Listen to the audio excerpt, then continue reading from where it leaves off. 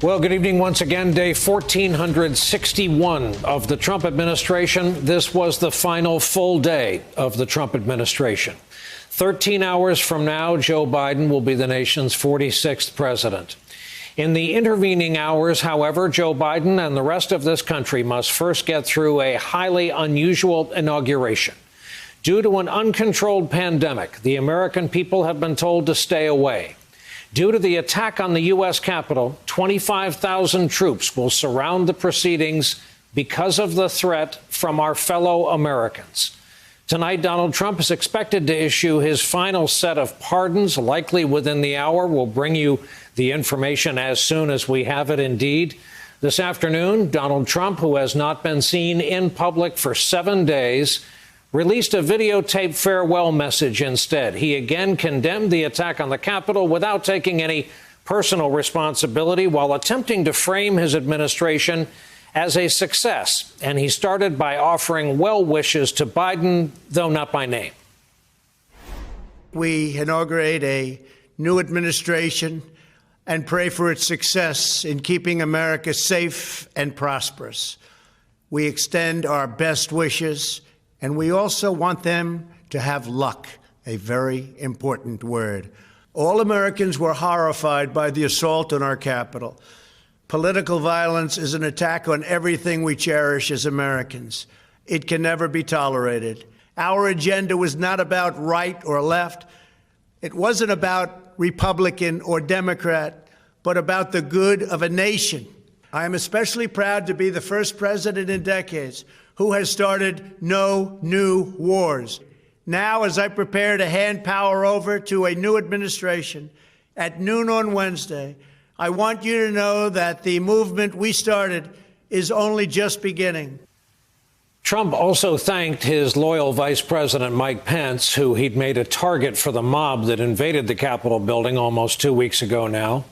Pence not expected to be at Trump's send-off tomorrow morning, but he will attend Biden's inauguration. Earlier today, Biden arrived in Washington, which has been turned into something of a fortress in the wake of that siege at the Capitol. Biden made the trip from his home state of Delaware, where the emotion of the departure and the send-off got the best of him. To my fellow Delawareans, on behalf of the entire Biden family that's here today, I want to express how much you mean to me and to every one of us. I am proud to be a son of Delaware. And I am even more proud to be standing here doing this from the Major Beau Biden facility. Ladies and gentlemen, I only have one regret. He's not here, because we should be introducing him as president. This evening, Biden and Vice President-elect Harris held a ceremony at the Lincoln Memorial to remember the now over 400,000 Americans lost in this pandemic. It was the first ever national gesture to honor and remember the dead. An uncontrolled pandemic, of course, just one challenge for the new president, the new administration. Today, 5 of Biden's cabinet nominees were grilled during Senate confirmation hearings. Senator Josh Hawley of insurrection fame has declared he will object to quick consideration of the Homeland Security Secretary nominee, Alejandro Mayorkas. Hawley says he's concerned about Joe Biden's immigration policy. Meanwhile, as the thousands of National Guard troops are on duty to protect the buildings where those hearings are going on, as well as the inauguration, 12 service members have been removed from duty after an FBI screening. As we mentioned, this inauguration will take place exactly 2 weeks after the looting of our Capitol, which was fueled by the big lie that Trump somehow won the election. Today, Mitch McConnell, loyal Trump water carrier who himself perpetuated the big lie for 5 weeks after the election, finally laid the blame for the insurrection that took over his beloved chamber. The mob was fed lies.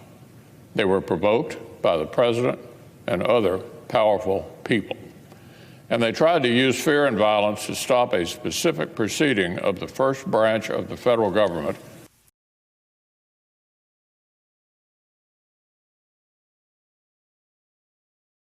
Hey, thanks for watching our YouTube channel. You should know that you can follow today's top stories and breaking news and catch up on your favorite MSNBC shows all in one place.